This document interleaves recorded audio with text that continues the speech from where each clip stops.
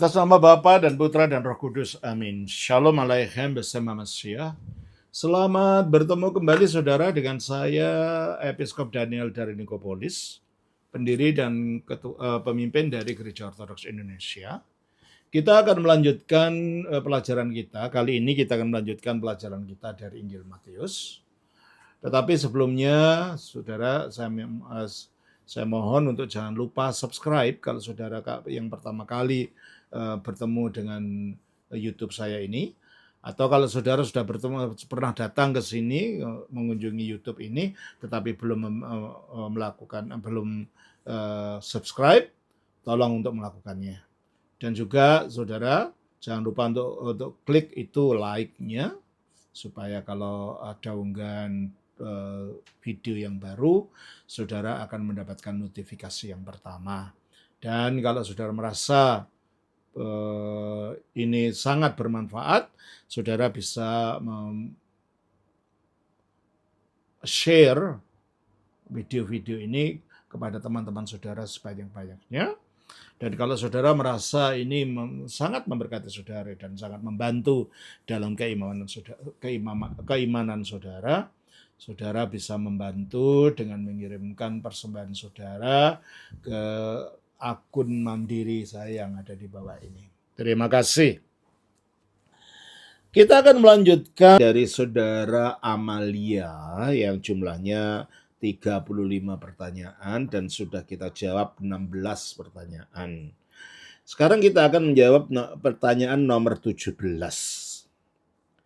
Mengapa Allah tidak langsung mengampuni dosa manusia sehingga Yesus tidak perlu mati? Misal, ketika Daud selingkuh dengan Batsheba, Daud bertobat, Allah mengampuninya. Tapi Daud tetap menerima konsekuensi dosanya, anak perselingkuhannya meninggal, selesai. Juga di Bilangan 14 ayat 19 sampai 20. Bilangan 14 ayat 19 sampai 20. Ampunilah kiranya kesalahan bangsa ini sesuai dengan kebesaran kasih setiamu. Seperti engkau telah mengampuni bangsa ini mulai dari Mesir sampai kemari. Berfirmanlah Tuhan, aku mengampuninya sesuai dengan permintaanmu. Hanya demi aku yang hidup dan kemuliaan Tuhan memenuhi seluruh bumi. Semua orang yang telah melihat kemuliaanku dan tanda-tanda mujizat yang kuperbuat di Mesir dan di padang gurun, namun telah 10 kali mencobai aku dan tidak mau mendengarkan suaraku. Pastilah tidak akan melihat negeri yang kujanjikan dengan bersumpah kepada nenek moyang mereka. Semua yang menista aku ini tidak akan melihatnya. Oke, ayat 20 ya. Juga Lukas 5 ayat 20. Ketika Yesus melihat iman mereka, berkatalah ia, hai saudara, dosamu sudah diampuni. Atau kalau Yesus harus mati mencurahkan darah, dalam kurung tanpa penumpahan darah tidak ada pengampunan, sehingga dapat mengalahkan dosa, iblis, dan maut. Mengapa Yesus tidak mati secara umumnya manusia tanpa harus sangat menderita? Terima kasih, Saudari Amalia. Untuk memahami makna daripada pengorbanan Yesus dan pengampunan dosa, kita perlu berbicara tentang makna dari dosa. Dosa itu di dalam bahasa Yunaninya adalah hamartia. Dan kata hamartia itu diambil dari istilah olahraga panahan di zaman abad pertama di wilayah Kekaisaran Romawi di mana Israel ada di dalamnya waktu itu, di mana di dalam olahraga panahan itu seseorang perlu mata anak panahnya itu mengenai sasaran yang tepat yang ada di tengah. Dan ketika anak panah itu tidak mengenai sasaran dan meleset, maka itu disebut hamartia. Jadi hamartia itu adalah kemelesetan. Oleh karena itu, hamartia akhirnya itu dikenakan dengan dosa. Artinya berarti kemelesetan kodrat dari manusia. Kemelesetan apa? Kemelesetan dari rencana Allah ketika menciptakan manusia. Apa sih rencana Allah? Rencana Allah adalah supaya manusia itu hidup kekal bersama Dia. Tetap tinggal di Firdaus bersama Dia. Dan menikmati kasih Allah dan berhidup dalam kesucian tanpa ada dosa. Dan dalam ketaatan. Nah, agar melalui ketaatannya ini, manusia yang diciptakan menurut gambar Allah ini dapat meningkat derajatnya sampai menuju kepada derajat menurut rupa Allah. Menurut gambar Allah artinya manusia memiliki sifat-sifat kodrat Allah yang terpancar dalam dirinya. Umpamanya Allah itu adalah kasih, maka manusia juga dapat mengasihi. Allah itu Maha Dermawan, manusia dapat berbuat dermawan. Allah itu Maha Kudus, manusia dapat hidup dalam kekudusan, dan seterusnya. Nah, tujuan daripada ini adalah melalui ketaatan manusia untuk menghidupi kehidupan yang tanpa dosa itu, akhirnya pelan-pelan manusia akan naik derajat, mencapai derajat rupa Allah. Mencapai derajat rupa Allah itu akhirnya artinya manusia ikut ambil bagian di dalam kodrat ilahi. Sebagaimana yang dikatakan di dalam 2 Petrus 1 ayat 4. Dengan jalan itu, Ia telah menganugerahkan kepada kita janji-janji yang berharga dan yang sangat besar, supaya olehnya kamu boleh mengambil bagian dalam kodrat ilahi. Supaya kamu boleh mengambil bagian dalam kodrat ilahi. Dan mengambil bagian dalam kodrat ilahi ini artinya mulia seperti Allah sendiri. Bukan menjadi Allah ya, kita tidak percaya itu. Manusia tidak akan pernah menjadi Allah. Dan Allah pun tidak akan pernah hilang sifat Allahnya lalu jadi manusia. Nah, inkarnasi lain lagi ya. Kalau inkarnasi itu firman Allah mengambil kodrat manusia, tidak berubah jadi manusia ya. Mengambil kodrat manusia. Coba kita lihat di dalam Filipi pasal yang kedua, ayatnya yang ke-7. Melainkan telah Ayat 6 mengosongkan dan 7. yang walaupun dalam rupa Allah, Ya. tidak menganggap kesetaraan dengan Allah itu sebagai milik yang harus Ya, berarti kalau dipertahankan. gitu Kristus sebagai firman-Nya Allah itu berada dalam rupa Allah, artinya memiliki kodrat ilahi yang sama dengan Allah dan setara, artinya sama. Ya, memang hanya ada satu kodrat ilahi sebab Allah itu satu. Oleh karena itu sang firman itu memiliki kodrat ilahi yang setara atau yang sama dengan sang Bapa, dan tanpa menghilangkan kodrat ilahinya ini, lalu teruskan. Melainkan telah mengosongkan dirinya. Dia mengosongkan dirinya. Kodrat ilahinya tidak dipertahankan dan tidak dimenampakkan. Meskipun kodrat ilahi itu masih ada di dalam dirinya tanpa berubah. Terus? Dan mengambil rupa seorang hamba. Dan menjadi sama dengan manusia. Ya, menjadi sama dengan manusia. Jadi kemanusiaannya itu bukan karena yang Allah menjadi manusia. Tidak. Tapi yang Allah mengambil kodrat kemanusiaan lalu disatukan dalam hipostasisnya yang satu, sehingga firman Allah ketika menjadi manusia ini mempunyai dua kodrat ilahi, yaitu kodrat aslinya yang tak berubah dan kodrat manusiawi, yaitu kodrat barunya yang diambil dari rahim Bunda Maria. Jadi kata-kata firman itu menjadi manusia, bukan firman itu berubah, kehilangan sifat ilahinya, lalu jadi manusia. Seperti kucing menjadi anjing. Sifat kucingnya hilang, lalu yang muncul anjingnya. Bukan begitu artinya. Artinya bahwa firman itu tetap memiliki hipostasisnya yang satu, dan kodrat aslinya yang ilahi, tapi dia juga mengambil kodrat yang baru, yaitu kodrat manusianya tadi. Oke? Jadi memang manusia Allah tidak akan berubah jadi manusia dan manusia tidak pernah berubah jadi Allah. Makanya dalam pengakuan iman ortodoks dikatakan bahwa Kristus itu ada memiliki satu hipostasis dalam dua kodrat yang tidak terbagi-bagi dan tidak terpisah-pisah. Jadi kodrat ilahi dan kodrat manusianya tidak terbagi-bagi. Ini manusianya, ini ilahinya. Tidak. Namun keduanya disatukan dalam satu hipostasis. Nah, penyatuan ini tanpa kacau balau.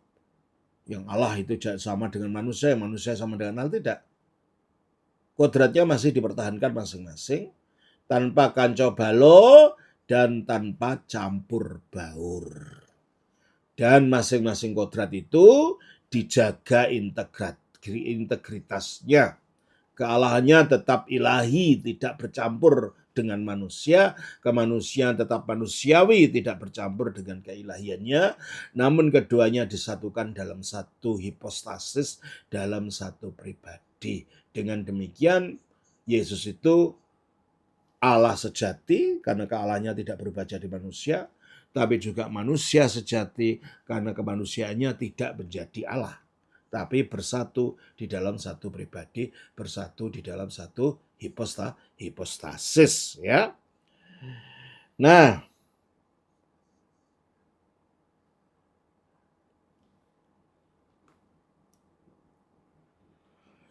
sekarang pertanyaannya adalah, ketika firman ini jadi manusia untuk kepentingan keselamatan kita, mengapa Allah tidak langsung mengampuni dosa manusia sehingga Yesus tidak perlu mati? Nah, di sini kita melihat bahwa dosa itu hamartia, yang artinya kodrat manusia menjadi meleset. Jadi kalau gitu berbicara tentang dosa itu ada dua hal, yaitu hamartia dalam arti kodrat yang meleset dari tujuannya diciptakan. Dua, pelanggaran-pelanggaran terhadap hukum. Nah, ketika saudari berbicara mengapa Allah tidak langsung mengampuni, itu ketika saudari berbicara mengenai pelanggaran tadi, bukan mengenai kodrat. Nah, kalau mengenai pelanggaran, ya Allah mengampuni karena pelanggaran itu, tapi masalahnya adalah keselamatan itu bukan hanya mengampuni pelanggaran. Coba kita baca di dalam Efesus pasal 2 ayat 1.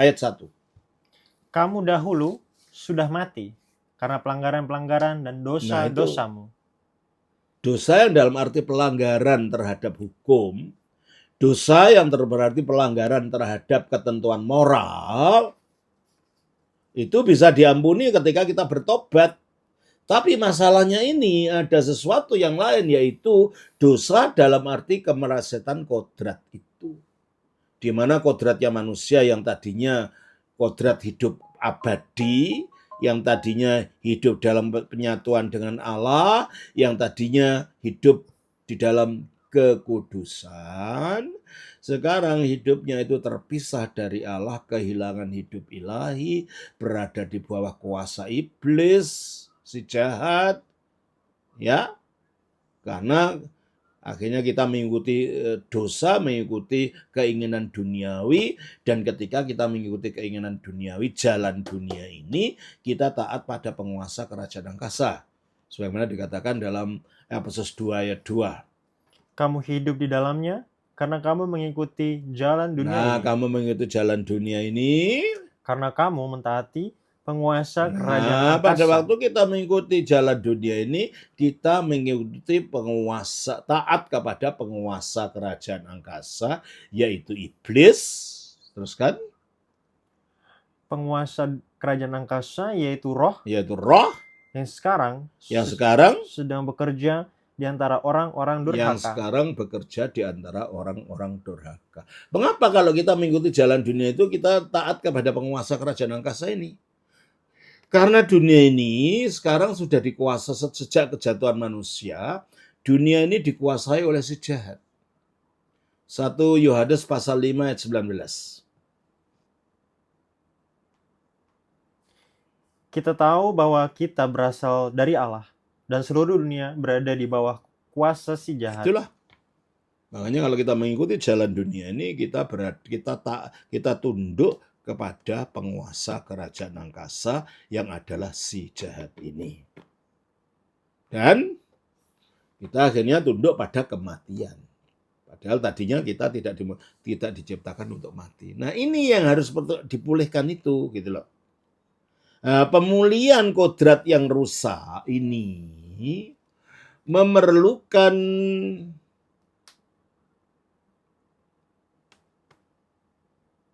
penghancuran kuasa dari kodrat ini. Dosa yang intinya ketidaktaatan itu harus dilakukan disingkirkan melalui ketaatan mutlak yang tidak mungkin dilakukan oleh orang yang masih bisa tidak taat. Yang bisa melakukan ketaatan mutlak dan tidak melakukan dosa, yang tidak mempunyai dosa adalah Allah sendiri. Dan ketika Allah melalui firman jadi manusia, maka Yesus dikatakan tidak punya dosa. 1 Yohanes 3 ayat 5. Dan kamu tahu bahwa ia telah menyatakan dirinya supaya ia menghapus segala dosa, dan di dalam dia tidak ada dosa. Dan di dalam dia, di dalam Kristus, sebagai penjelmaan dari firman Allah, tidak ada dosa. Demikian juga kita baca di dalam 2 Korintus 5 ayat 21. Dia yang tidak mengenal dosa. Dia yang tidak mengenal dosa. 1 Yohanes 3 ayat 3. Setiap orang yang menaruh pengharapan itu kepadanya menyucikan diri sama seperti dia yang adalah suci. Sama seperti dia yang adalah suci. Oleh karena itu hanya dia yang dapat mengalahkan dosa ini. Yaitu ketidaktaatan, yaitu akhirnya memunculkan bentuk dalam pelanggaran-pelanggaran itu. Dan cara Kristus mengalahkan ketidaktaatan itu ialah dengan mati di salib. Kita baca di dalam Filipi pasal 2 ayat 8. Dan dalam keadaan sebagai manusia, ia telah merendahkan dirinya dan taat sampai mati, bahkan sampai mati di kayu salib. Ya. Karena kematiannya di kayu salib itu adalah wujud ketaatan. Dan yang mau melakukan ketaatan itu adalah pada dasarnya adalah pribadi dari firman dengan menggunakan kodrat manusianya. Maka ketaatan itu bersifat total, bersifat sempurna, dan bersifat universal yang dapat akhirnya menjadi sarana manusia ditebus. Itulah sebabnya karena yang tidak punya dosa itu Allah. Padahal dosa yaitu ketidaktaatan itu adanya pada tubuhnya manusia. Maka Allah melalui firman-Nya yang tanpa dosa itu perlu masuk dalam tubuh, perlu mengenakan tubuh supaya ketaatannya itu yang sempurna, ketiadaan dosanya yang sempurna itu dapat mengalahkan dosa yang ada dalam tubuh. Makanya kalau Kristus tidak mati, ya inti daripada dosa tidak dikalahkan. Ya, yang kedua, manusia tunduk pada kematian. Maka untuk dapat manusia dilepaskan dari kuasa kematian itu harus dikalahkan. Bagaimana cara mengalahkannya? Dengan Kristus bangkit dari mati. Dia bisa bangkit dari mati kalau dia mati. Dia bisa mati kalau dia punya tubuh. Harus jadi manusia. Dan yang membuat dia mampu untuk bangkit karena dalam kodrat kealahan itu tidak bisa mati. Jadi meskipun tubuh kemanusiaannya mati, karena tubuh kemanusiaannya itu sudah menyatu dengan kodrat ilahinya dalam satu pribadi, kodrat ilahinya yang tidak dapat mati ini yang akhirnya mampu untuk membangkitkan kodrat manusianya itu, sehingga dengan bangkitnya dari mati, akhirnya kematian dikalahkan. Kita baca di dalam Roma 6 ayat 9. Karena kita tahu bahwa Kristus sudah bangkit dari antara orang mati, dia tidak mati lagi. Mau tidak berkuasa lagi atas dia. Ya. Kristus sudah bangkit dari mati, tidak mati lagi. Maut tidak berkuasa atas dia. Dengan demikian Kristus mengalahkan kematian. Yang ketiga adalah masalah dosa, masalah iblis. Sejak manusia jatuh dalam dosa, manusia dicengkeram oleh iblis. Nah, iblis ini harus dikalahkan. Yang dapat mengalahkan iblis adalah dia yang melaluinya iblis itu diciptakan. Nah, iblis diciptakan melalui siapa? Melalui firman Allah. Kita baca dari Kolose 1 ayat 15-16. Ia adalah gambar Allah yang tidak kelihatan. Maksudnya Kristus adalah gambar Allah yang tidak kelihatan karena dia adalah firman Allah. Terus? Yang sulung lebih utama dari segala. Ya, yang sulung dalam arti bukan yang pertama diciptakan. Itu ajaran saksi Yehova, enggak. Yang sulung ini dalam arti yang diutamakan. Nah, terus? Karena di dalam dialah. Di dalam firman Allah ini, di dalam gambar Allah ini, di dalam setelah jadi manusia namanya Yesus Kristus ini, telah diciptakan segala sesuatu yang ada di surga, dan yang ada di bumi, yang kelihatan, dan yang tidak kelihatan. Apa yang tidak kelihatan itu? Baik singgasana maupun kerajaan, baik pemerintah maupun penguasa. Nah, ini bukan kerajaan singgasana dalam arti biasa, karena itu adalah dari dunia yang tidak kelihatan tadi. Nah, yang dunia yang tidak kelihatan itu kita baca di dalam Efesus 6 ayat 12. Karena perjuangan kita bukanlah melawan darah dan daging. Nah, ini bukan melawan darah dan daging, tetapi melawan pemerintah, penguasa, melawan penghulu dunia yang gelap ini, melawan roh jahat di udara. Ya, karena itu bukan darah dan daging. Berarti ini adalah jenjang-jenjang dari alam roh. Baik itu alamnya malaikat maupun alamnya malaikat yang telah jatuh. Mereka diberi nama singgasana, penguasa, dan lain-lain. Karena pada dasarnya malaikat itu diberi kekuasaan, diberi kemampuan yang supernatural. Sehingga bahkan setelah jatuh jadi roh jahat pun, kekuatan supernatural itu masih ada pada mereka. Oleh karena itu mereka disebut sebagai singgasana, kuasa, dan lain-lain tadi.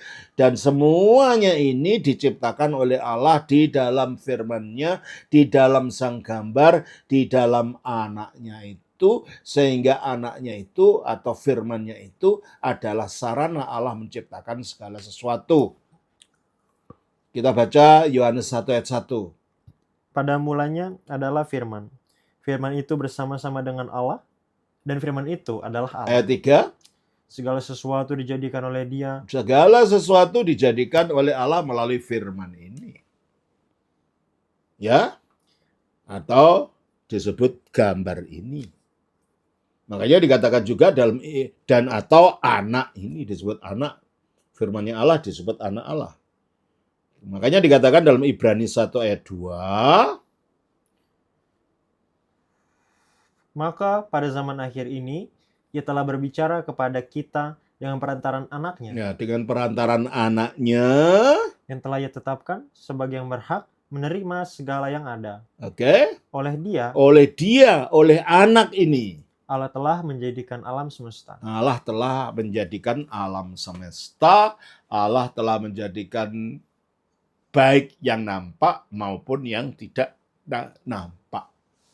Nah, karena Kristuslah yang menjadi sarana semua makhluk diciptakan, termasuk makhluk yang tidak nampak mata, termasuk iblis, berarti hanya Kristus yang dapat mengatasi iblis itu.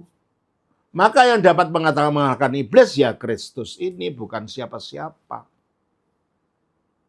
Bukan nabi, bukan guru agung, bukan siapa-siapa. Karena nabi, guru agung, atau rasul, atau apa, itu semua manusia. Yang manusia ini, ya makhluk yang tidak punya kuasa, seperti kuasa makhluk-makhluk yang tidak nampak mata itu punya kuasa. Oleh karena itu hanya Yesus yang dapat mengalahkan.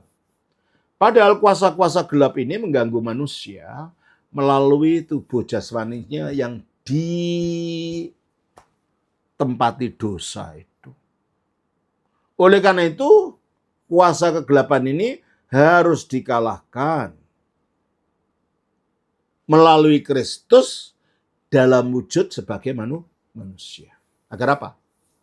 Agar dapat mati untuk mengalahkan kematian tadi, sebab manusia dikuasai oleh kematian itu dan sekaligus akan mengalahkan iblis ini. Coba kita baca dalam Ibrani 2 ayat 14. Ibrani 2:14. Karena anak-anak itu adalah anak-anak dari darah dan daging, maka ia Jadi manusia ini dari darah dan daging, maka maka Kristus, firman Allah, juga menjadi sama dengan mereka. menjadi sama dengan manusia melalui mengambil kodrat kemanusiaan kita tadi, terus Dan mendapat bagian dalam keadaan mereka. ya, jadi semua maka firman Allah ketika menjadi manusia mendapat bagian dalam keadaan manusia, maka dia itu total manusia sempurna, manusia sejati. Tapi total Allah sejati karena yang Allah tidak berubah jadi manusia. Jadi Yesus bukan setengah Allah, setengah manusia. Enggak. Dia adalah Allah sempurna, Allah sejati, tapi dia juga manusia sejati yang menyatu dalam satu pribadi tanpa masing-masingnya berubah jadi satu jadi yang lain. Yang Allah tidak jadi manusia, yang manusia tidak jadi Allah, tetapi yang Allah dan yang manusia ini disatukan di dalam pribadi yang satu, disatukan dalam hipostasis yang satu. Terus Supaya apa? Dengan dia menjadi manusia itu oleh kematiannya bisa mati. Kalau dia tidak punya tubuh, mana bisa mati? Sebagai Allah tidak bisa mati, sebagai firman tidak bisa mati. Supaya oleh kematiannya ia memusnahkan dia, yaitu iblis, yang berkuasa atas maut. Nah, kalau iblis itu yang berkuasa atas maut, berarti setiap orang yang mati itu otomatis di dalam alam maut itu di dalam cengkeraman iblis ini. Nah, Yesus mati. Dia masuk ke dalam alamnya iblis ini. Seolah-olah dia dicengkeram, tapi nyatanya tidak. Kenapa?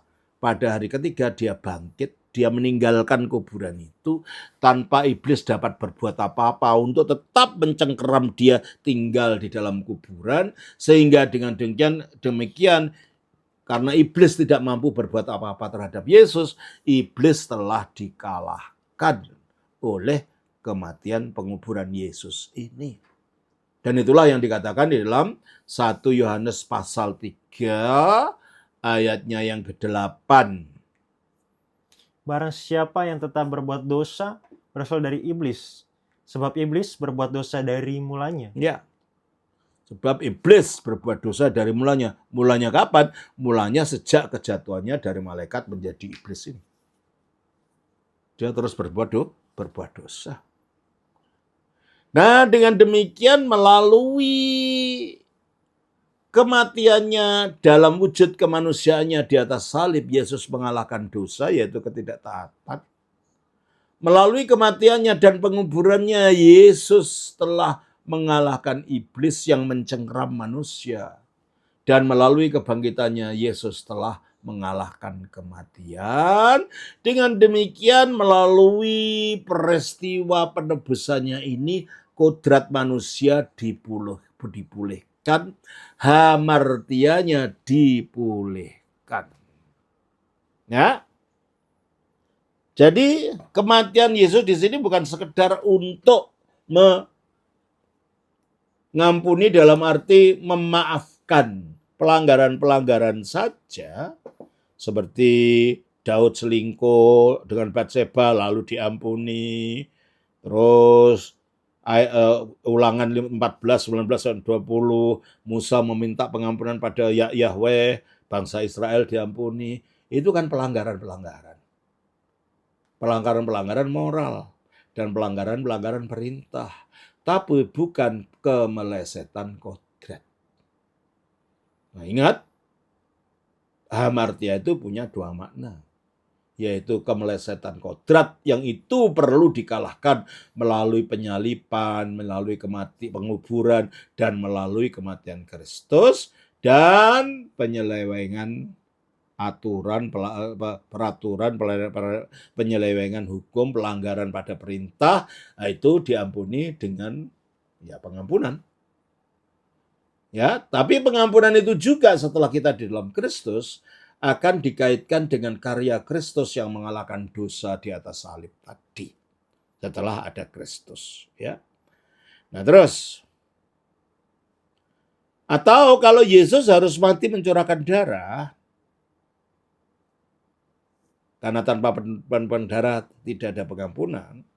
Yang lebih jelas lagi, Yesus harus mati mencurahkan darah di atas salib, yang itu pun menunjukkan kepada ketaatan mutlaknya kepada kehendak Bapa, sehingga dia mengalahkan inti dari dosa, yaitu ketidaktaatan, dan harus mati lalu dikuburkan, yang dengan dikuburkan itu dia dapat bangkit lagi dari kuburan, dan iblis tidak dapat berbuat apa-apa terhadap dia untuk dia tetap tinggal dalam kuburan.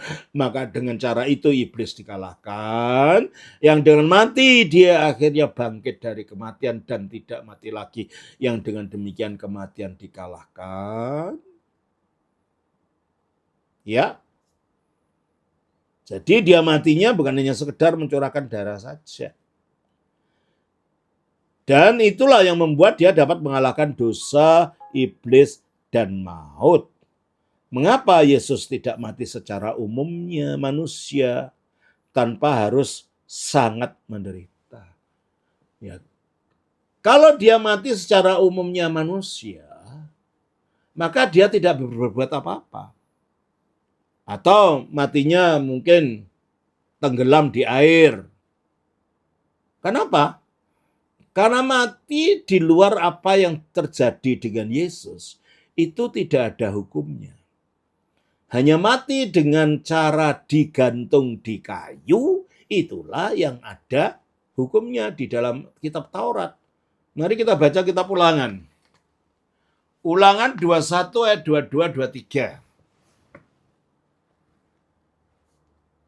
Apabila seorang berbuat dosa yang sepadan dengan hukuman mati, lalu ia dihukum mati, kemudian kau gantung dia pada sebuah tiang. Nah, tiang ini boleh tiang kayu, boleh tiang apa, atau kayu saja. Boleh tiang salib. Ya. Terus? Maka janganlah mayatnya dibiarkan semalam-malaman pada tiang itu, tetapi haruslah engkau menguburkan dia pada hari itu juga, sebab seorang yang digantung terkutuk oleh Allah. Secara hukum Taurat, Yesus mati digantung. Dan dengan demikian, kelihatannya dia sebagai orang yang terkutuk. Coba kita baca. Tapi ini dilakukan Yesus karena ada satu tujuan. Kita baca dari Galatia pasal 3 ayat 10. Karena semua orang yang hidup dari pekerjaan hukum Taurat berada di bawah kutuk. Sebab ada tertulis, terkutuklah orang yang tidak setia melakukan segala sesuatu. Coba kita baca, ada tertulis di mana itu? Kita baca di dalam Ulangan Ulangan pasal yang sebentar.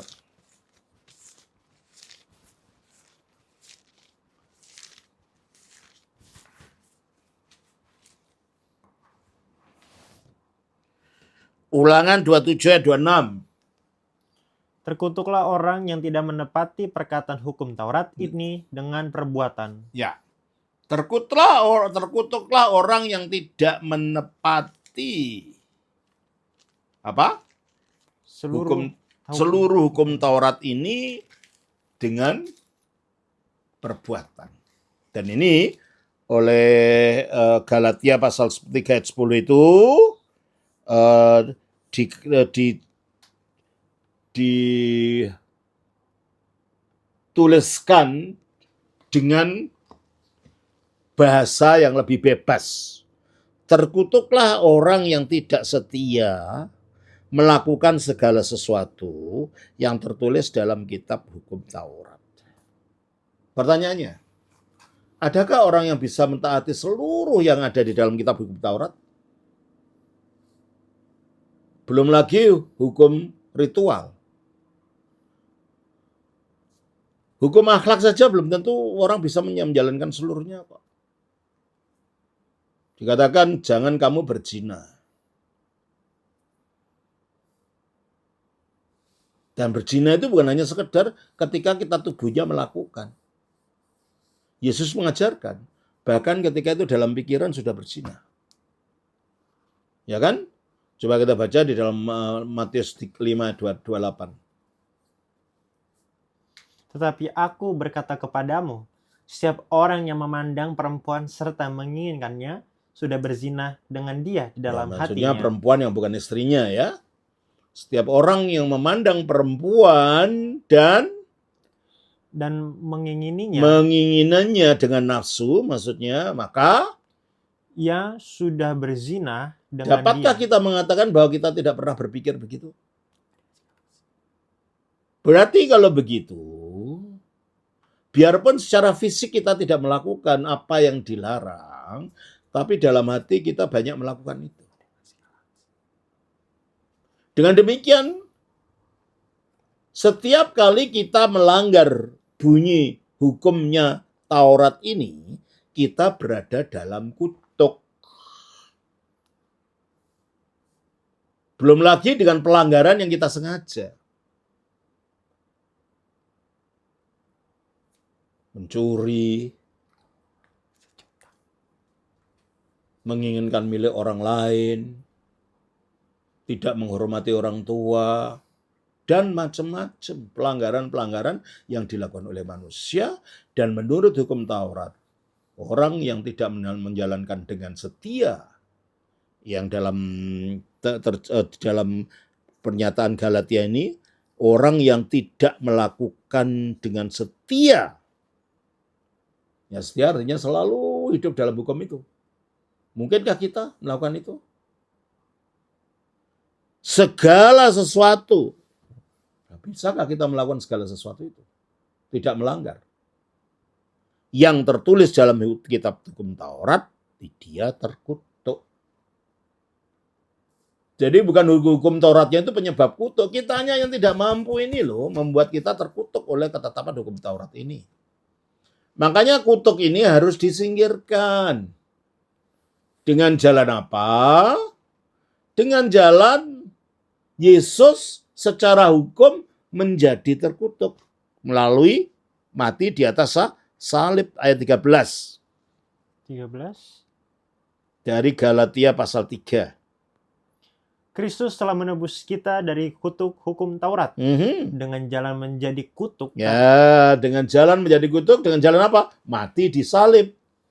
Yang menurut hukum mati di salib itu adalah hukum terkutuk. Dan Yesus untuk menebus kita dari kutuk itu, maka dia menjadi kutuk. Mengapa? Ya itu tadi. Padahal dia sendiri dikatakan dalam 1 Yohanes 3 ayat yang ke-5. Dan kamu tahu bahwa ia telah menyatakan dirinya supaya menghapus segala dosa. Dan di dalam dia tidak ada dosa. Nah, kalau di dalam dia tidak ada dosa, mungkinkah di dalam dia ada kutuk? Ya nggak mungkin. Hukum yang mengatakan orang yang mati disalib itu adalah orang terkutuk. Padahal yang disalib itu orang tidak punya dosa. Maka kekuatan hukum ini jadi lumpuh di hadapan orang yang disalib tanpa dosa ini, yang tanpa memiliki dosa ini. Dengan demikian hukum kutuk itu jadi lumpuh, jadi tidak berdaya di hadapan Yesus yang tersalib. Ini dengan demikian orang yang menyatu dengan Yesus akan dibebaskan dari kutuk itu. Makanya dikatakan dalam ayat 13 ini, Kristus telah menebus kita. Menebus dalam arti melepaskan ya. Menebus kita dari kutuk hukum Taurat dengan jalan menjadi kutuk karena kita. Dia rela menjadi kutuk itu dengan disalib itu karena kita. Sebab ada tertulis, terkutuklah orang yang digantung pada kayu salib. Ya. Yesus Kristus telah membuat ini supaya di dalam Dia berkat Abraham sampai kepada bangsa-bangsa lain, sebab kutuknya sudah diambil. Jadi itu, ya. Jadi itu tujuan Yesus disalibkan itu di situ ya. Jadi kalau saudara tadi menanyakan, atau kalau Yesus harus mati mencurahkan darah, tanpa pertumpahan darah tidak ada pengampunan sehingga dapat mengalahkan dosa iblis dan maut, ya harus dijelas melalui penyalipannya dia mengalahkan dosa yaitu ketidaktaatan, melalui kematiannya yang dia akhirnya bisa lepas dari kuasa kematian itu, maka dia mengalahkan iblis, dan melalui kebangkitannya dia mengalahkan maut. Nah, mengapa Yesus tidak mati secara umum? Umumnya manusia. Ya enggak lah, kalau dia mati secara umum, mana ada hukum apa? Hanya mati di kayu salib yang ada hukumnya, itu terkutuk. Dia menjadi demikian untuk mengalahkan kutuk, sebab dalam dirinya dia tidak punya kutuk. Dengan demikian, manusia dilepaskan dari kutuk itu. Oleh karena itu, dia harus mati dengan derita itu, supaya dia masuk ke dalam penderitaan manusia yang terdalam, agar manusia di dalam dia dilepaskan dari derita, dosa, dan maut itu. Jelas ya, Saudara Amalia? Saya kira itu jawaban yang saya bisa berikan mengenai pertanyaan saudara yang nomor 17. Kita lanjutkan pertanyaan nomor 18. 1 Petrus 3 ayat 18 ayat 20 sampai 20. Tolong bacakan.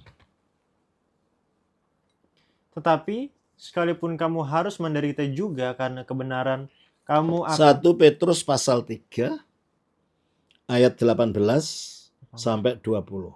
18. Sebab juga Kristus telah mati sekali untuk segala dosa kita, Ia yang benar untuk orang-orang yang tidak benar, supaya membawa kita kepada Allah. Ia yang telah dibunuh dalam keadaannya sebagai manusia, tetapi yang telah dibangkitkan menurut roh. Dan di dalam roh itu juga ia pergi memberitakan Injil kepada roh-roh yang di dalam penjara, yaitu kepada roh-roh mereka yang dahulu pada waktu Nuh tidak taat kepada Allah, ketika Allah tetap menanti dengan sabar waktu Nuh sedang mempersiapkan bahteranya, di mana hanya sedikit, yaitu 8 orang yang diselamatkan oleh air bah itu. Itu isinya 1 Petrus 3, 18 sampai 20. Lalu pertanyaan saudari adalah,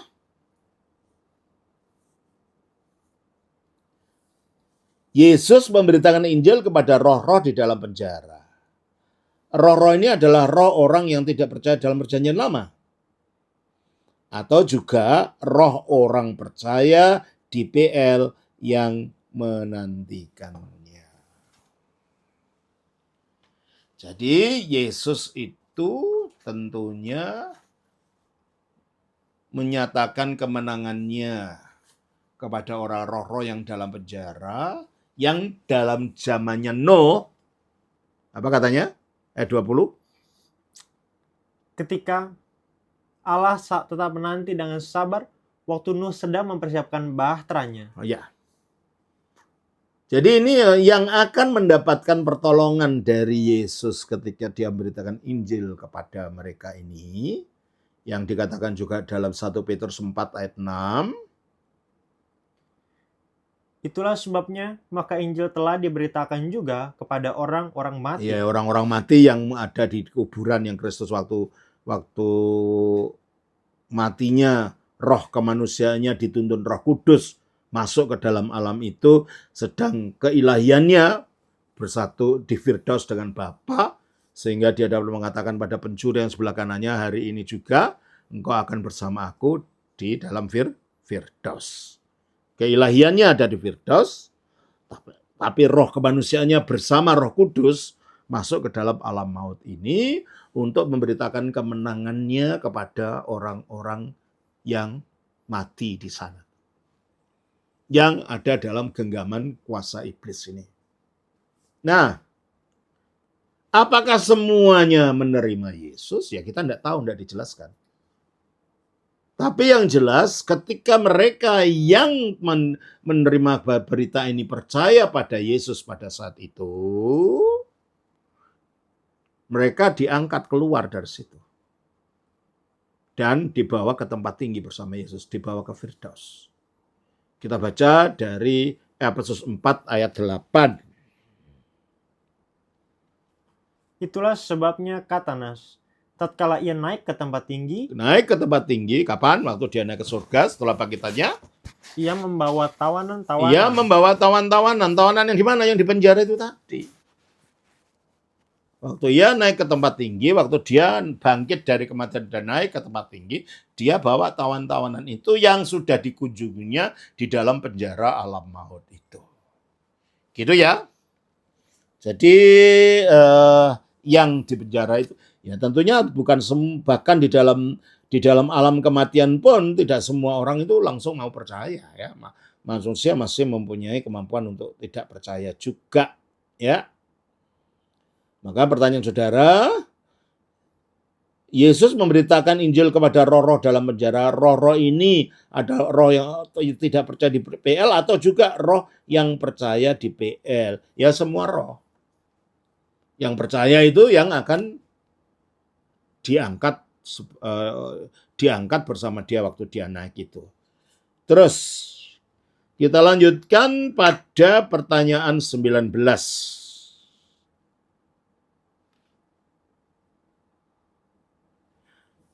Kolose 2 ayat 13-14.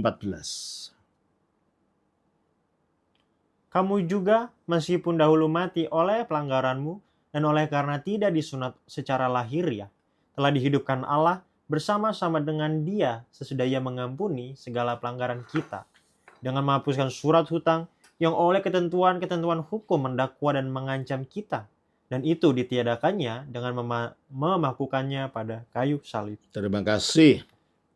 Iya, yaitu Allah mengampuni segala pelanggaran kita dengan menghapuskan surat hutang yang oleh ketentuan-ketentuan hukum mendakwa dan mengancam kita. Apa yang dimaksud dengan surat hutang itu? Apakah hukum Taurat Musa? Yohanes 5:45.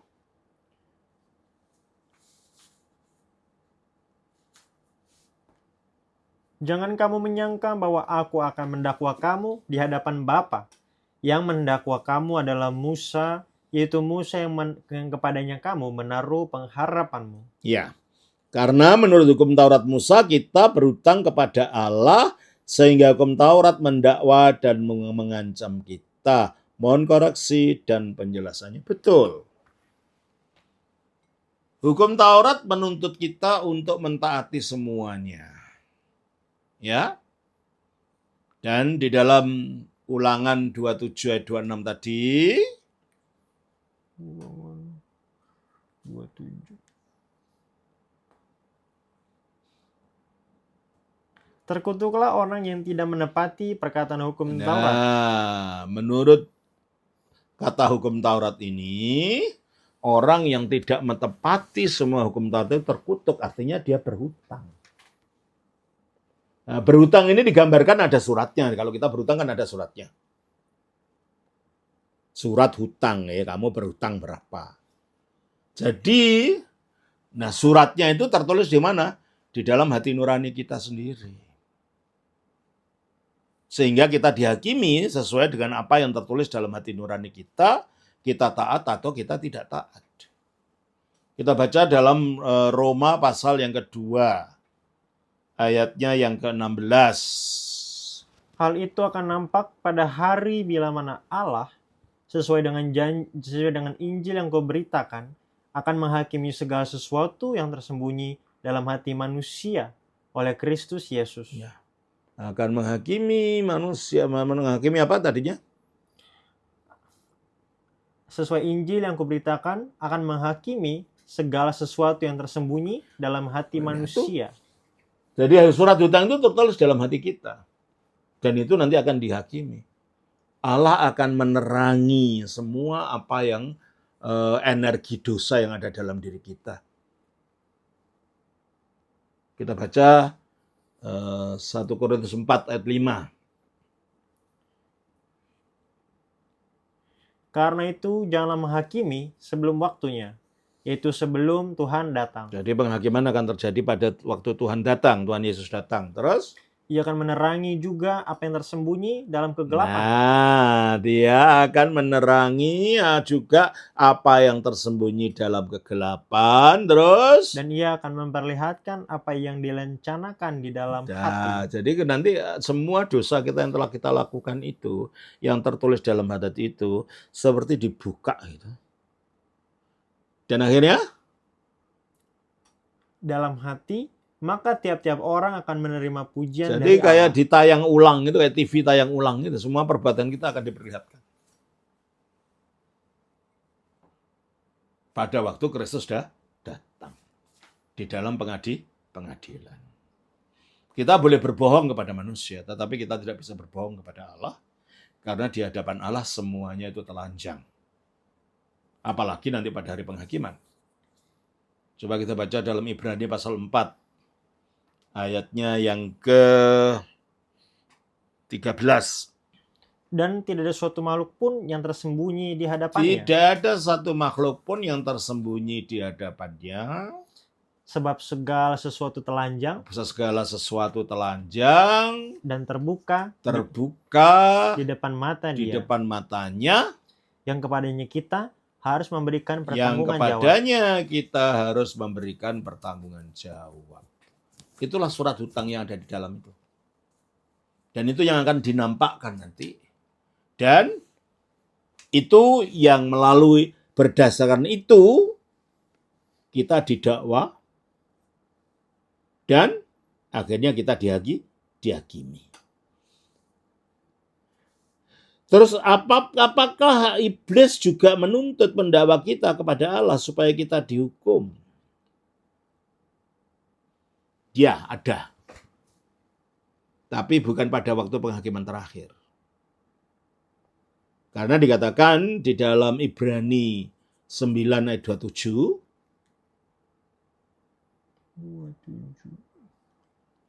Dan sama seperti manusia ditetapkan untuk mati hanya satu kali saja. Dan sesudah itu dihakimi. Nah, mati sesudah itu dihakimi. Ini bukan penghakimannya akhir ini.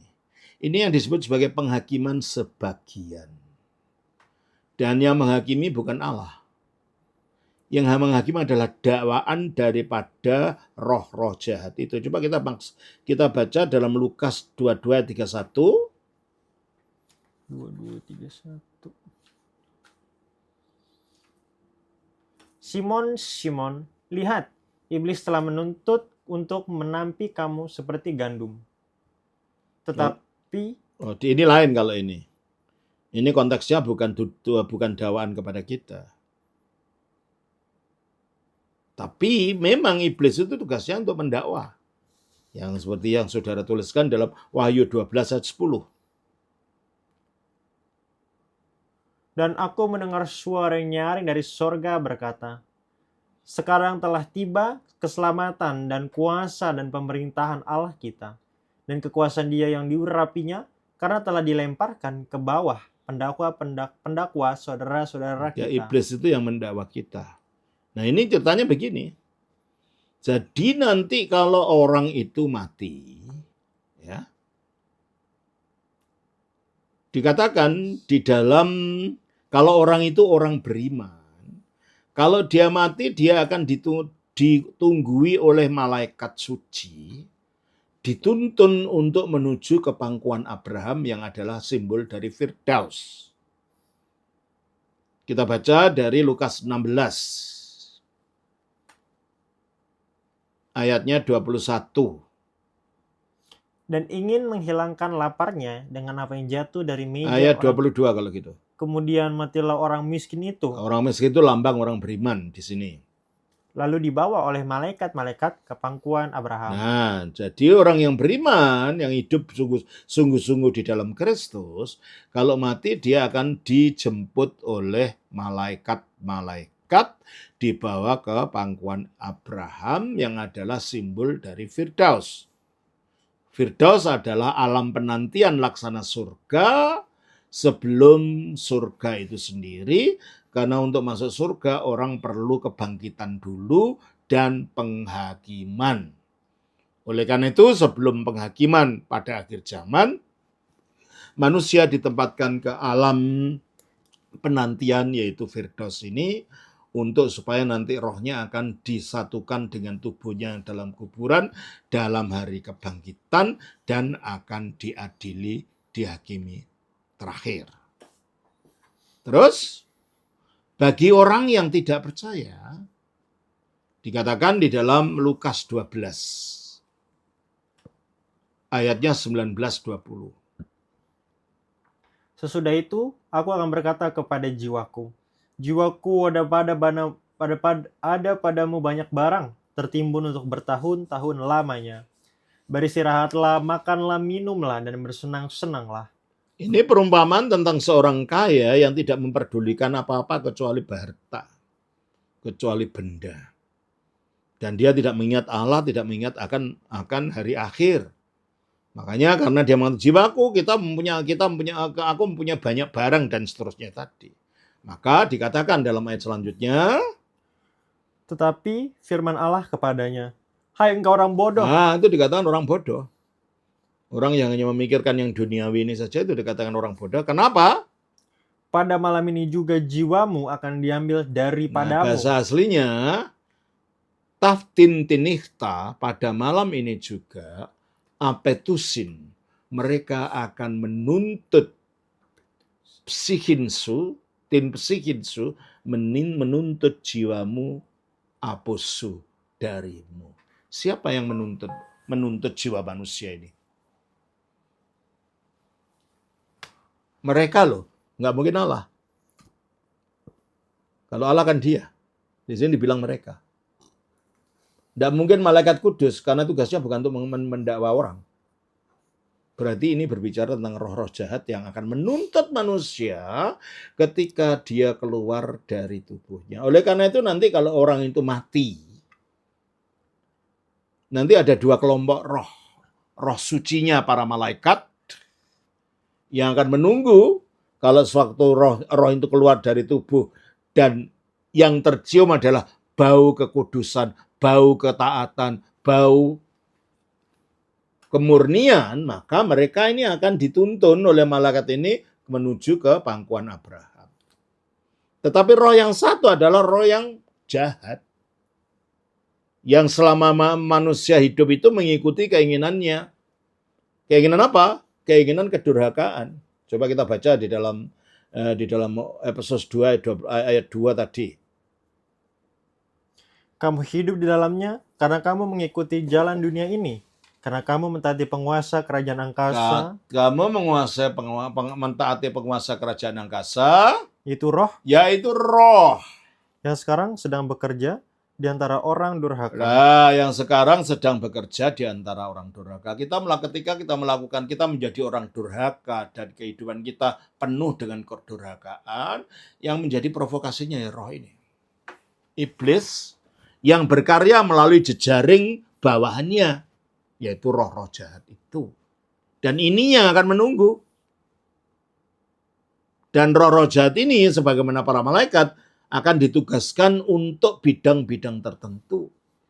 Roh jahat yang memprovokasi orang untuk berbuat zina, roh jahat yang memprovokasi orang untuk membenci orang lain, roh jahat yang memprovokasi orang untuk mencuri, dan lain-lain.